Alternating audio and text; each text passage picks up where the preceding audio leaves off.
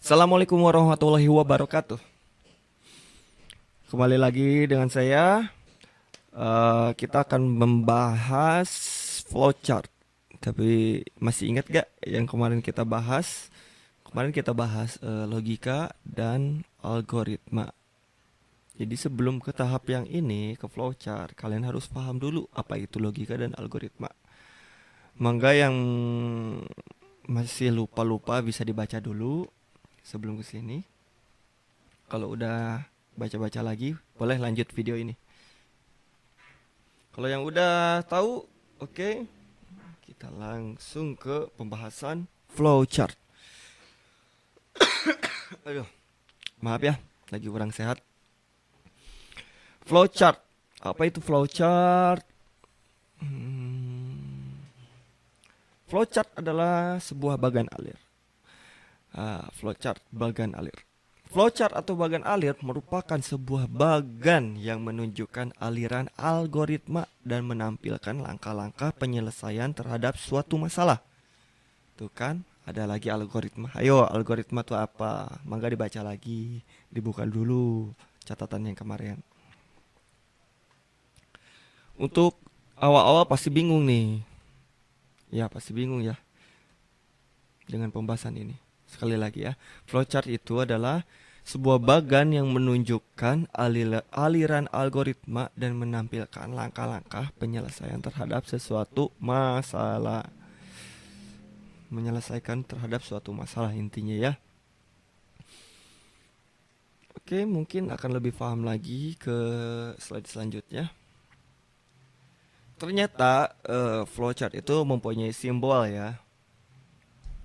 Nah, flowchart atau bagan alir tersusun dari berbagai simbol. Berbagai simbol berarti banyak nih simbolnya. Berbagai simbol yang berbeda untuk mempresentasikan sebuah input, proses maupun output yang berbeda. Berikut ada berbagai simbol dan masing-masing kegunaannya. Ini di sini akan memperlihatkan atau menampilkan sebuah simbol-simbol flowchart. Nah, simbol flowchart. Nih, di sini ada simbolnya, ini simbol-simbolnya. Di sini ada penjelasannya.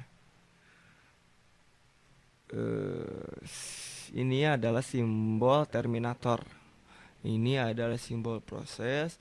Ini adalah simbol keputusan.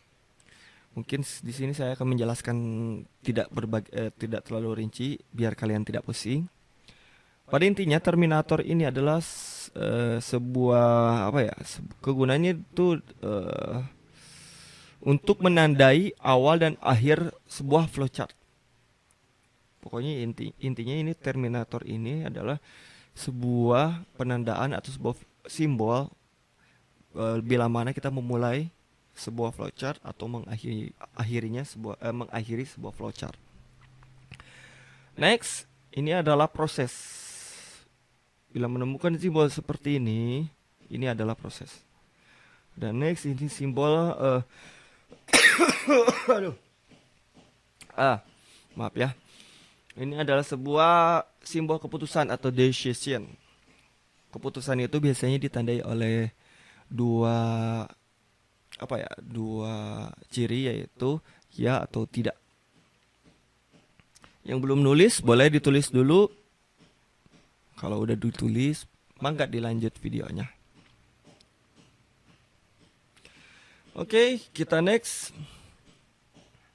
Nah, ini simbol-simbolnya yang lain. Ini ada subproses, di sini ada dokumen, di sini ada data, di sini ada simbol pangkalan data. Mangga ditulis dulu yang belum. Kalau yang udah, kita lanjut ya. Oke, next. Maafin ya langsung buru-buru karena apa? Akan lebih pahamnya kalian dilihat di contoh flowchartnya. Ini sebagai teori aja biar kalian lebih aduh, maafin demi kalian aja nih. Harus menjelaskan flowchart, harus menjelaskan kewajiban saya memberikan transfer ilmu buat kalian maupun sakit ataupun gimana. Oke, kalian harus lebih semangat ya. Oke.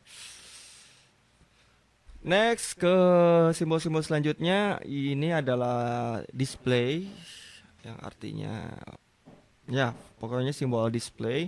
Di sini simbol kartu atau punch card. Atau di sini ada, nah ini flow. Ini cirinya flow chart tuh pasti ada penunjuk alirnya. Di sini ada simbol masukan manual, di sini ada simbol operasi manual. Next dulu. Oh iya, yang belum ditulis, mangga ditulis dulu. Kalau udah siap, next. Di sini ada simbol selanjutnya yaitu di sini ada preparation. Di sini ada simbol konektor. Di sini konektor on, di sini konektor off. Di sini ada simbol anotasi. Nah, kalau yang belum ditulis, maka ditulis dulu. Next ya.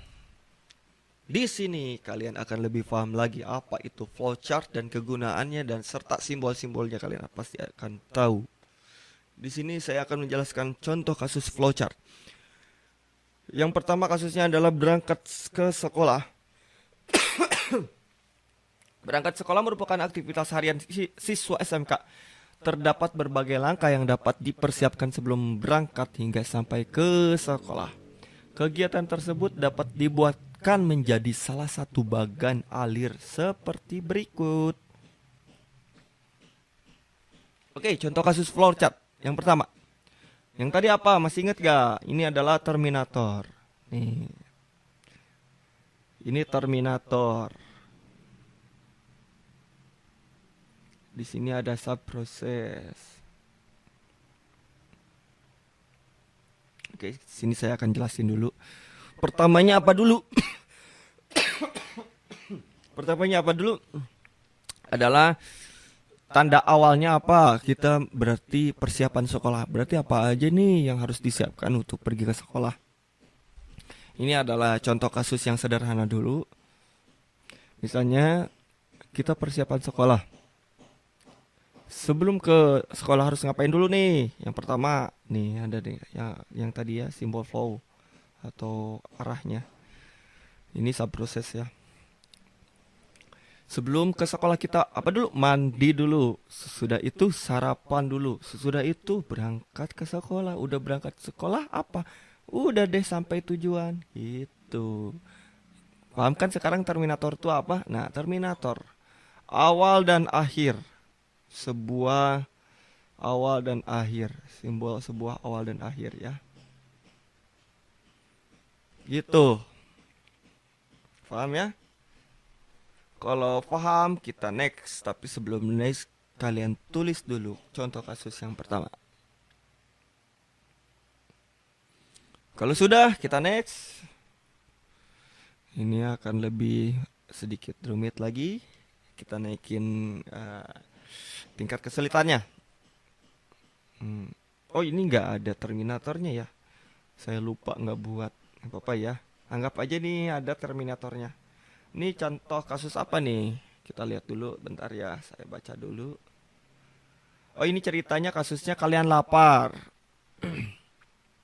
Lapar aja bisa dibuat flowchart gitu. Ini saking bisa dipakainya dalam kehidupan sehari-hari loh. Bisa diperinci dan dipermudah untuk dibacanya. Tapi ya syaratnya harus paham dulu. Ceritanya di sini terminatornya adalah kalian lapar. Di sini terus ini inputnya ya. Kalian lapar misalnya terminatornya. Aduh, maaf gak bisa ditulis ya, gak bisa digambar di sini. Ini karena soalnya saya baru juga nih pakai Google Slide. Ini bukan PowerPoint ya. Ini pakai Google Slide. Pakai internet ini mah. Ceritanya ini apa ya tadi tuh? Kalian lapar. Simbolnya tadi apa? Terminator. Karena simbol terminator itu menandakan simbol awal dan akhir. Di sini awalnya lapar. Berarti outputnya tidak lapar gitu dong. Oke? Langsung ke prosesnya. Ini proses ya. Ini apa tadi? Ingat-ingat lagi, sok mangga, bukan diingat. Kalau gak ingat, mangga dilihat dulu catatan yang tadi kalian catat. Ini apa, tanda apa nih? Ini tanda. Bapak kayak ngelupa. Iya, sambil nginget-nginget. Ini adalah tanda decision. Decision itu apa? Tanda ada dua keputusan, yaitu ada keputusan satu, ya dan tidak. Nah gitu, ini decision ya. Oke, sambil lihat yang tadi, simbol-simbol flowchart. Sekarang langsung aja kita jelasin. Ceritanya kalian lapar di sini tadi ya. Ada Terminator. Langsung next ke prosesnya. Pasti kalian kalau lapar periksa makanan dulu kan yang terdekat di dapur atau apa. Nih, next. Kalau ada sarapannya, berarti kalian ya ada sarapan nih di meja makan ceritanya. Ya udah sarapan, ya tadi langsung outputnya apa yang tanda berakhirnya tadi sudah tidak lapar di sini ya. Maafin ya, kalian berimajinasi aja di sini ada Terminator akhir.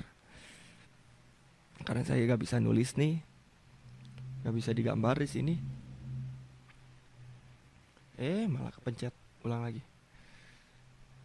Periksa makanan, sarapan tersedia. Kalau ada tadi sarapan ya udah beres sarapan. Beres permasalahannya. Yang asalnya lapar jadi tidak lapar. Sekarang next. Kalau misalnya tidak sarapan tersedianya tidak ada, mau apa nih? Di sini ada pilihannya. Mau masak dulu kah? Ada mau beli sarapan kah? Ada apa? Nah, ini yang gampang dulu ya. Kalau kalian masak dulu, udah masak ya udah sarapan. Nih kalau misalnya mas males nih misalnya ceritanya kalian males nih nggak mau masak nih ya udah beli itu. Oke paham? Nah kalau misalnya masak ini ada gak nih bahan-bahannya?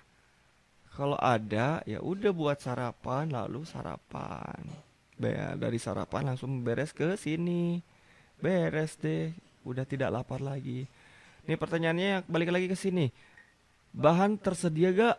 Kalau ada ya udah tadi sarapan. Kalau tidak, ya wayahna tidak sarapan. Paham nggak sampai sini? Ini fungsinya decision ya. Ini harus dilatih sebetulnya. Yang nggak beda jauh, kayak belajar Inggris, kayak belajar matematik, kayak belajar ini pun sama. Semua harus proses belajar dan bagi saya itu belajar itu adalah melatih diri. Oke gitu. Kalau kalian tidak mau melatih diri sampai kapanpun kalian tidak bakalan bisa mengerjakan suatu kasus apapun itu. Oke.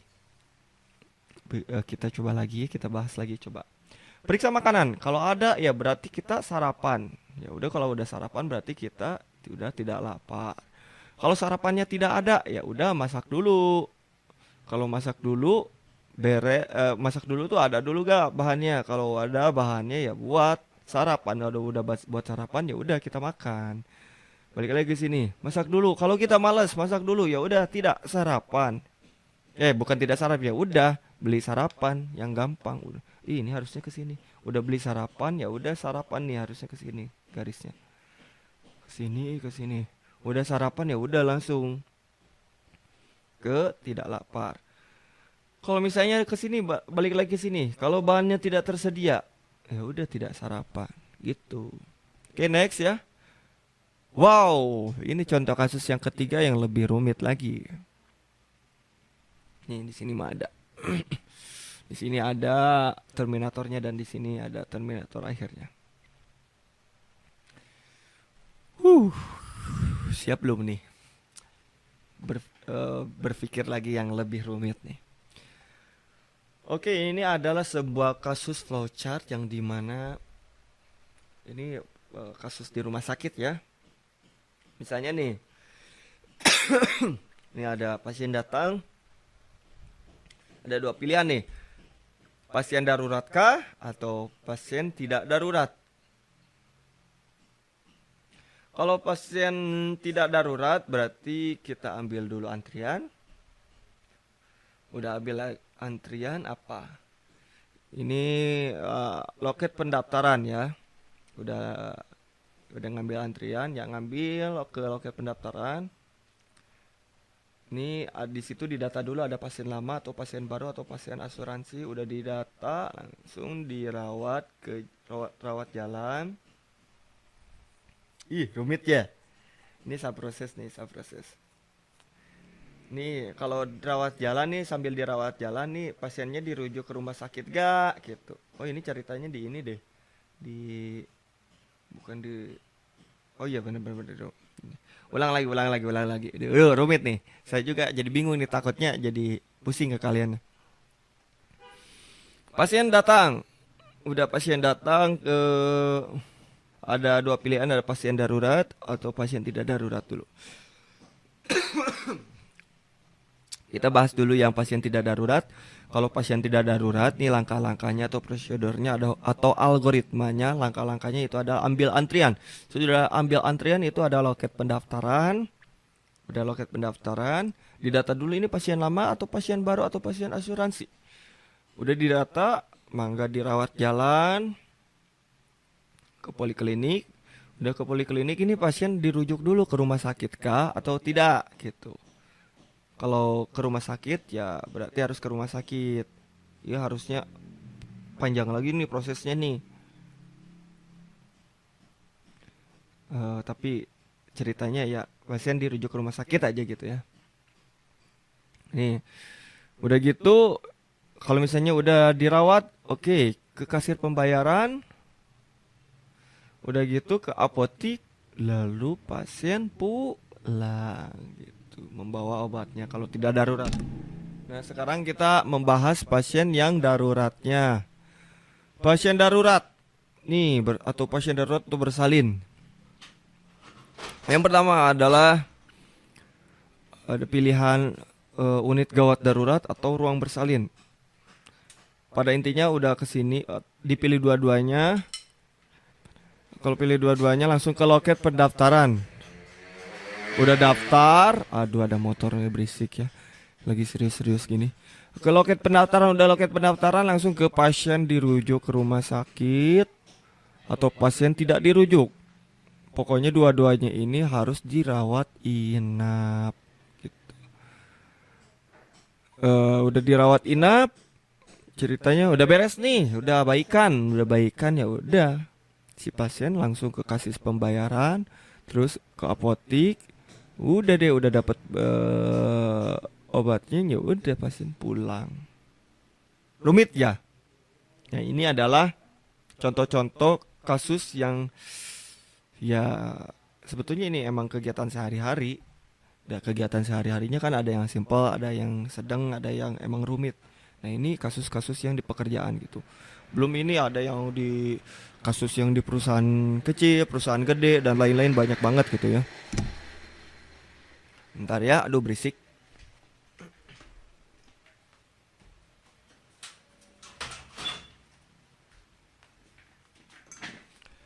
Saya tutup dulu pintu tadi biar gak berisik.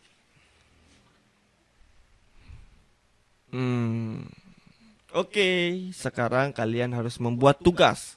Lalu kirim ke Google Classroom untuk menunjukkan kalian melihat atau tidaknya video saya. Oke, tugas flowchart. Tugasnya adalah membuat menjual baju di toko milik sendiri. Ceritanya kalian ceritanya kalian punya toko nih. Punya toko sendiri nih. Wih, toko baju misalnya. Gimana aja nih? Misalnya yang pertama terminatornya itu adalah, saya kasih clue dulu ya. Terminatornya itu adalah pengunjung mencari baju. Terus pengunjung membeli, akhirnya pengunjung keluar gitu, keluar toko.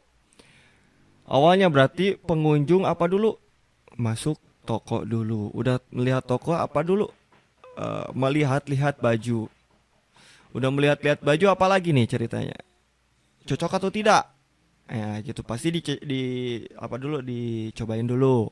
Udah dicobain kalau cocok ya udah tinggal ke kasir beli. Kalau tidak cocok, nih mau pulang langsung atau mau cari-cari lagi. Kalau mau pulang langsung ya udah pulang. Kalau yang mau cari-cari lagi, dicari lagi sampai cari bajunya dapat yang cocok, udah cocok, dicoba, udah dicoba cocok juga, baru ke kasir, udah ke kasir langsung ke pulang. Oke? Nih ada contoh-contohnya nih kayak gini. Nah, kayak gini aja nih, yang simpel-simpel kayak gini. Ya, selamat mengerjakan. Bye bye. Terima kasih. Maaf ya kalau misalnya ada bahasa yang emang kurang dimengerti, mohon dimaafkan. Bila taufik wal hidayah. Wassalamualaikum warahmatullahi wabarakatuh.